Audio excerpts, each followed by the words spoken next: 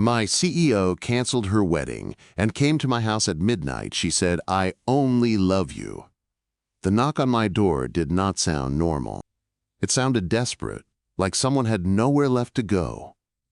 I was standing in my tiny kitchen on the north side of Chicago, staring at a frozen dinner in my hand like it was the highlight of my Friday night. The clock on my stove said 9:52 p.m. Outside, the wind pushed dry leaves across the sidewalk, scratching against my window. My life was quiet, predictable, safe. After my parents died years ago, I built it that way. Work, sleep, repeat. No drama, no risk, no heartbreak. Then the knock came again. Harder. I froze. Nobody ever came to my apartment that late. I did not have family nearby. I did not date. I barely had friends who knew where I lived. My chest tightened as I walked slowly toward the door. The hallway outside was silent, except for the faint buzz of the overhead light. The knock came a third time. I leaned toward the peephole and looked. My heart stopped. Standing under the dim hallway light was Claire Monroe, my CEO. But this was not the Claire I knew from glass offices and sharp meetings. Not the woman who controlled every room she entered. This Claire looked shattered. Her makeup had streaked down her cheeks, her hair was falling out of an elegant style, and she was wearing a white wedding dress, a real one. The hem was dirty like she had run through the streets. Her breathing looked uneven. In her hand she gripped a crushed envelope so tightly her knuckles were pale. For a second I thought I was imagining it, that maybe I had fallen asleep standing up, but then her eyes lifted and locked directly with the peephole like she knew I was watching. I unlocked the door before I could think. When I opened it, cold air rushed inside. She stood there trembling. "Claire," I said quietly, "what are you doing here?" Her lips parted, but no words came out at first. Then she swallowed. "I couldn't do it." Her voice broke. "I left." Quote. The words hit me like a shock. Everyone at work had talked about her wedding for months. Claire Monroe marrying Graham Bennett. A powerful merger between families. A business dream. It was supposed to happen tonight. "I left the altar," she whispered. The hallway felt like it tilted sideways. Rain began tapping against the building windows down the corridor. Claire stepped closer to me, and I caught the scent of something expensive, mixed with cold air and panic. "I ran," she said, "and I came here because I didn't know where else to go." My mouth felt dry. "Why here?" I asked. Her eyes met mine, raw, honest, afraid. "Because I love you." The world went silent. Not the hallway, not the rain, everything. "I've loved you for 2 years," she said, her voice shaking like the truth was heavy. "And I couldn't marry him pretending I didn't." I stared at her, my brain fighting to understand what was happening. Claire Monroe, the woman who signed my paycheck, the woman everyone at work called untouchable, standing at my door in a wedding dress telling me she loved me. I had admired her since my first week at the company. I told myself it was harmless. She was smart, strong, different from anyone I had ever met. Sometimes in meetings our eyes would meet for a second too long and something would spark inside me. But I buried it. She was far above my world. I was just a marketing manager with a one-bedroom apartment and a simple life. "Please," she whispered. "Can I come in?" "Just for tonight." I should have thought about my job, about the board, about the consequences. Instead, I stepped aside. She walked past me into my small living room. Her dress brushed against my old couch. Her wet shoes left faint marks on my carpet. The place looked even smaller now that she was inside it. I closed the door. The click of the lock sounded louder than usual. She hugged herself like she was finally feeling the cold.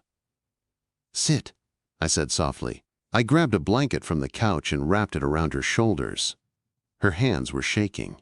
I went to the kitchen and poured her water, then made tea because it felt like the only useful thing I could do. When I came back, she was staring at the floor like she was trying to understand her own life. "How did you find my address?" I asked carefully. A weak, almost embarrassed smile crossed her face. "Employee records," she admitted. "I know that sounds terrible." "It sounds like my life just turned upside down," I said. She looked at me with something I had never seen in her before, loneliness. "Graham and I were arranged," she said quietly. "Families. Investors. Everyone said it was perfect. But tonight, standing there in that church, I felt trapped. I couldn't breathe." She opened her hand and held out the crumpled envelope. It was her wedding invitation, gold letters bent and wrinkled. "I was about to promise my life to someone who doesn't see me," she said, "and all I could think about was you." My chest tightened. "We barely talk outside work," I said. "I built walls," she replied. "I thought that made me strong, but it only made me alone." Rain hit the windows harder now. Her phone buzzed suddenly in her hand. The name on the screen glowed bright. Graham Bennett. She stared at it like it was dangerous. "If I answer," she whispered, "everything changes." I swallowed. "It already changed," I said. Her finger hovered for a second. Then she declined the call. The silence that followed felt heavy. "I don't want to ruin your life," she said softly. "I know what this looks like." I sat down across from her, trying to steady my breathing. "Claire," I said honestly, "I felt something too."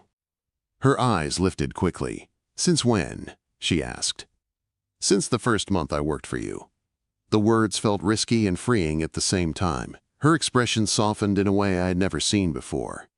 Not the polished smile she used in meetings, a real one. "So I'm not crazy," she whispered. "No," I said. "This isn't nothing." She leaned closer slowly, like she was afraid I might disappear. Her hand rose and gently touched my cheek, warm, careful. "I've wanted to do this for so long," she said. My heart was pounding. Her face moved closer to mine. I could feel her breath. The world narrowed down to the space between us. Then my phone buzzed loudly from the kitchen counter. We both froze.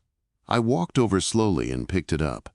A news alert filled the screen. "Chicago, CEO flees wedding ceremony. Bride leaves altar mid-vows." My stomach dropped.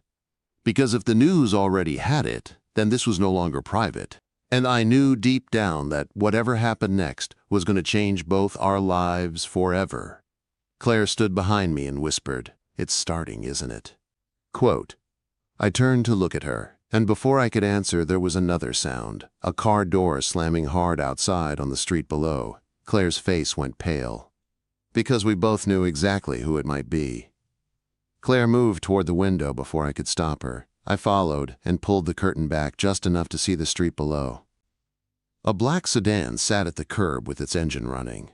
The headlights were off, but I could see a figure step out under the streetlight. Even from 3 floors up, I recognized him. Graham Bennett. He stood there calmly, adjusting his coat like he had arrived for a meeting instead of chasing a runaway bride. He looked up at my building slowly, almost confidently, like he already knew which window belonged to me. Claire stepped back from the curtain as if she had been burned. "How did he find me?" she whispered. My mind raced. "Your phone? Maybe he tracked it, or maybe he followed the cab." Her breathing grew uneven. "I turned location off," she said, but she did not sound sure. A heavy knock hit my apartment door. Not frantic like hers earlier, not desperate, controlled, measured. Claire grabbed my arm. "Don't open it!" Another knock followed, slower this time, like he had all night. Then his voice came through the door, calm and smooth. "Claire, I know you're in there." Her fingers tightened around my sleeve. I had never felt fear inside my own apartment before. It was supposed to be my safe place. Small. Simple. Mine. "Claire." He called again, louder. "Open the door." I stepped away from the window and grabbed my phone, dialing the front desk downstairs. My building was not luxury, but we had a night attendant. "This is Brad in 3B, I said quickly. "There's a man at my door who isn't welcome. I need someone up here now." The attendant's sleepy voice sharpened. "Stay inside. We're sending security." Another knock shook the door. "You're embarrassing yourself," Graham said from the hallway. "Come out and let's handle this like adults." Claire's face hardened. She moved closer to the door, but stayed behind me. "I'm not property," she whispered, almost to herself. Graham's tone shifted, colder now. "You've already done enough damage tonight?"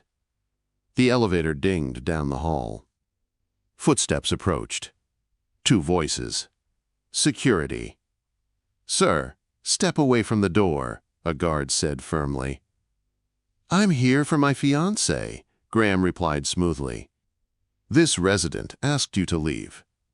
A long pause. Then Graham sighed like he was annoyed by inconvenience.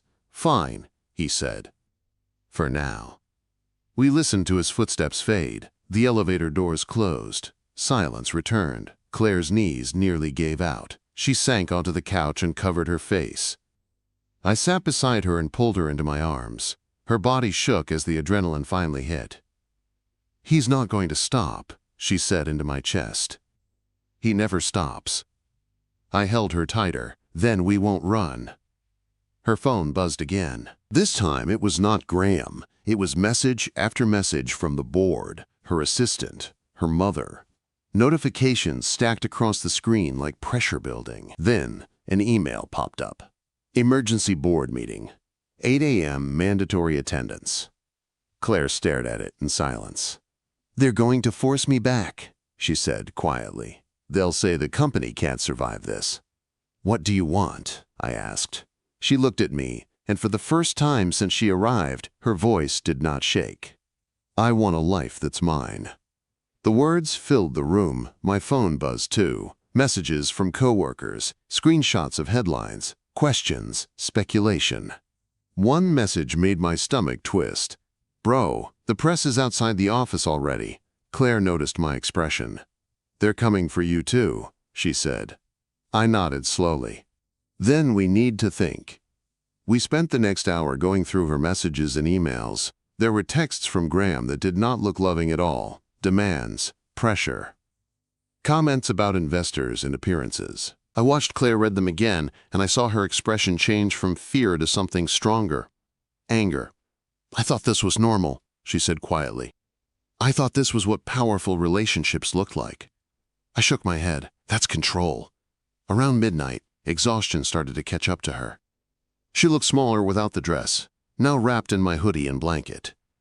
She kept glancing toward the door like she expected another knock. "You can sleep in my bed," I said. "I'll take the couch." She shook her head quickly. "Not alone." So we stayed in the living room. I spread blankets and pillows across the couch. She lay beside me carefully, like we were both unsure how to exist in this new reality. "Brad," she whispered in the dim light.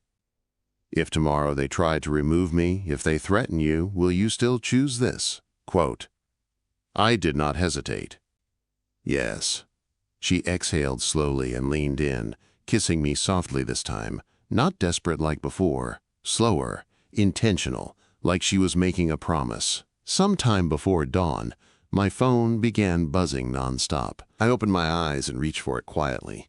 My chest tightened. A photo filled the screen. It was taken from the street outside my building. Claire stepping out of the car in my hoodie. Me standing beside her. The headline below was worse. "Runaway bride hides with company employee. Secret relationship suspected." My blood ran cold. Claire woke as I sat up. "What happened?" she asked. I handed her the phone. She read the headline and went still. "He wanted this," she said softly. "He came here to make sure someone saw." My phone buzzed again. A call from HR. Claire's eyes met mine. "They're going to question you." "I know." Another message appeared. "Emergency HR meeting, 9 a.m. Claire stood up and began pacing in bare feet. "This is my fault," she said. "You had peace before me." I stepped in front of her gently. "Peace isn't the same as living," I said. "I was surviving." "That's all." Her eyes softened. "You're not going to deny me, are you?" she asked quietly. "No." She nodded once, strong again. "Then we fight smart." I left for work an hour later. The office lobby was filled with reporters and flashing cameras. Employees stared as I walked in. Whispers followed me to my desk. HR called me up almost immediately. The room was cold and quiet. A printed copy of the photo sat on the table. "Have you engaged in a personal relationship with Ms. Monroe?" the director asked. I thought about lying, about protecting myself. But I thought about Claire standing in my hallway in that wedding dress. Yes, I said. Silence filled the room. You understand how this looks? She asked. I understand the truth, I replied. She left because she felt unsafe. Graham Bennett showed up at my apartment last night and threatened her. The legal advisor looked up sharply. Are you prepared to stand by that statement? Yes. An hour later, I walked out of the building on temporary leave. My phone buzzed again. A message from Claire. They're calling me into the boardroom now. Before I could respond, another alert appeared. Board considers CEO removal after wedding scandal. My stomach dropped. Because if they removed her, Graham would win. And if Graham won, he would not stop with her. He would come for me next. Claire called seconds later. He's here, she whispered, in the boardroom. My chest tightened. And he says he has proof we were involved before last night. I closed my eyes. This was no longer just about love. This was about power. And Claire was about to be forced to choose between her company and her heart. The moment Claire told me Graham was sitting in the boardroom, my body moved before my mind could catch up. I'm coming, I said. Brad, it's chaos here, she warned. Reporters are outside. Security is tense. I don't care. I ended the call and rushed back to the office tower. Cameras flashed near the entrance. News vans lined the street.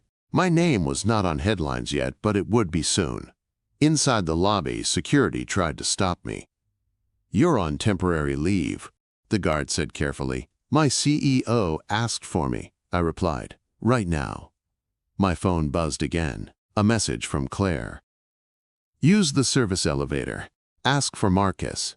I followed her instructions, heart pounding. The service elevator was old and slow, but it avoided the main lobby cameras. When the doors opened on the executive floor, a tall security manager stood waiting. You're Brad? He asked quietly. Yes. This way. He led me through a side hallway to a smaller conference room. Claire stood by the window, holding a thick folder in both hands. When she saw me, something in her expression softened. You came, she said. Always, I answered. Her hands were cold when she grabbed mine. He's telling them you and I were involved before last night, she said quickly. He has screenshots, audio clips. He says he'll destroy the merger and tank the stock unless I come back. Are they real? I asked. Her eyes hardened. No, I had IT run a forensic check. The files were created last night. They were edited. It's fabricated. I nodded slowly. Then we expose him. She swallowed. If I do that, there's no going back. If you don't, I said, he owns you. Her chin lifted. The fear was still there, but something stronger stood beside it now. Come with me, she said. Marcus opened the main boardroom doors. Every voice inside stopped. The long table was filled with board members, lawyers, advisors. At the far end sat Graham Bennett, calm and polished like he was hosting the meeting. He looked at me once, briefly, then smiled like he had already decided how this would end. The chairman cleared his throat. Claire, we didn't expect. You expected me alone, she said evenly. I won't be. The room felt tight. Graham leaned back in his chair. Claire, he said smoothly, you're emotional. We're trying to protect the company. You're trying to protect yourself, she replied. She walked to the head of the table and placed her folder down firmly. The evidence Mr. Bennett provided is fake, she said. Here is the forensic report with timestamps and edit history. Papers slid across the table. A lawyer picked them up. The chairman's face changed as he scanned the pages. Graham's smile thinned. Anyone can write a report, he said calmly. Then have it verified. Claire shot back. Externally. Immediately. Murmurs filled the room. But that's not all, she continued. She handed out more documents. These are merger clauses that were not disclosed. Hidden terms that would have shifted control of this company to Bennett Holdings over time. These show pressure placed on individual board members. Promises made privately. Silence. The chairman's expression darkened as he flipped through the pages. Graham finally leaned forward. This is a distraction, he said sharply. She is attempting to shift attention away from her misconduct. I stepped forward before I could second-guess it. "She didn't conduct anything," I said. Every eye turned toward me. Graham's gaze sharpened. "You should be careful," he said quietly. "I am," I replied. "That's why I'm speaking." I looked around the room. "He came to my apartment last night," I said clearly. "Security was called. There's a record. He threatened her. He threatened the company. He said he would destroy both unless she returned." The room shifted. One board member, an older woman with sharp eyes, leaned forward. "Is that true?" she asked Graham. He smiled tightly. "This is absurd. A personal disagreement is being inflated." Claire's voice cut through him. "You told me Bennett Holdings does not lose," she said. "You said you would make sure I paid." His jaw tightened. "You're choosing a fantasy over reality," he snapped. "I'm choosing my life," she answered. The older board member looked around the table slowly. "We are not removing a CEO because she refused to marry into a business deal," she said firmly. "We are also not ignoring evidence of coercion." The chairman nodded stiffly. "All merger actions are suspended pending investigation," he announced. "And an independent audit will review these claims immediately." Graham stood up abruptly. "This is not over," he said, his calm finally cracking. Claire met his stare without flinching. "It is," she said quietly. "You just don't control it anymore." He left the room without another word. When the doors closed behind him, the tension drained from Claire's body. Her legs shook slightly, and I stepped closer without thinking. "You did it," I whispered. "I was terrified," she admitted softly. "I know."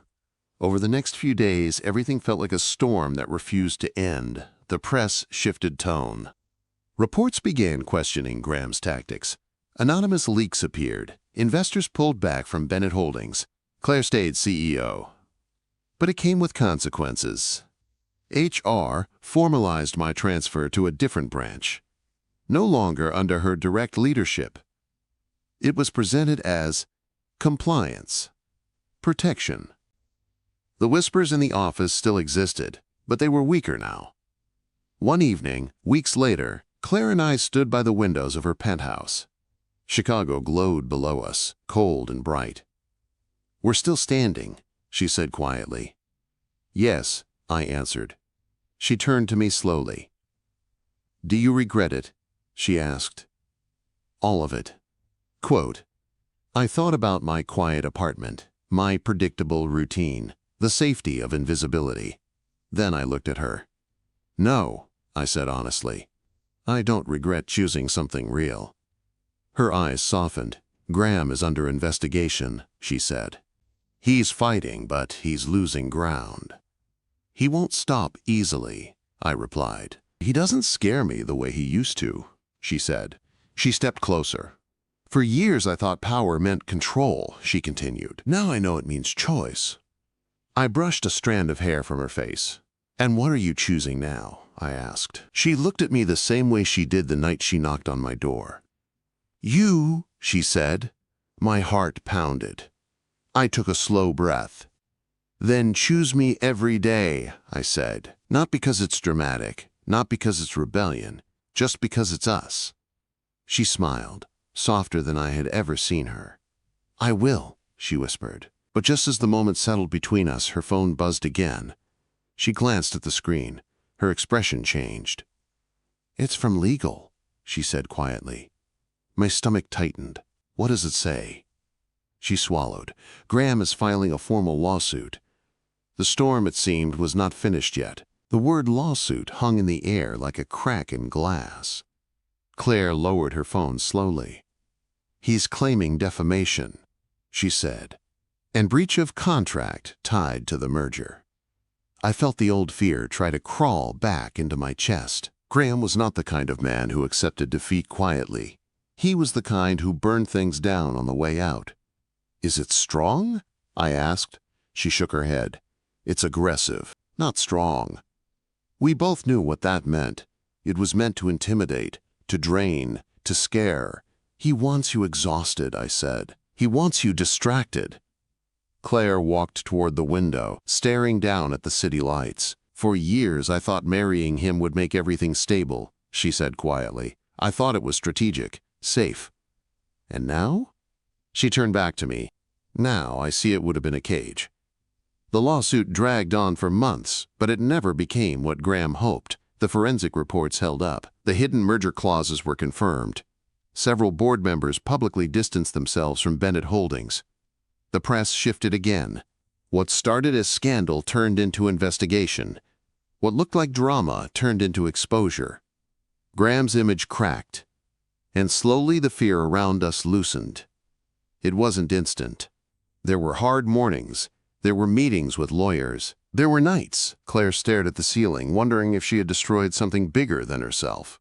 But each time she doubted, she chose again. Not the company, not the investors. Me. A year passed. Winter came back to Chicago, soft snow falling over rooftops and quiet streets. The city looked calm again, like it had never cared about headlines or boardrooms. One evening, Claire pulled me onto the rooftop terrace of her building. The air was cold, but clear. The skyline glittered around us. "I've been thinking," she said. "That's usually dangerous." I teased gently. She smiled, but her eyes were serious. "I spent my life making decisions for survival," she said. "Strategic choices, smart alliances, calculated risks. And now? Now I want something simple." My heart began to beat faster. She stepped closer, her breath visible in the cold air. "I don't want power plays," she said softly. "I don't want mergers disguised as love." She took my hands in hers. "I want you, not because it's dramatic, not because it's rebellion, but because when I'm with you, I feel like myself." Snowflakes began to fall around us. I swallowed. "I don't have a grand speech," I said honestly. "I don't have perfect timing." She smiled. "But I know this," I continued. "The night you knocked on my door, I could have stayed safe. I could have stayed quiet."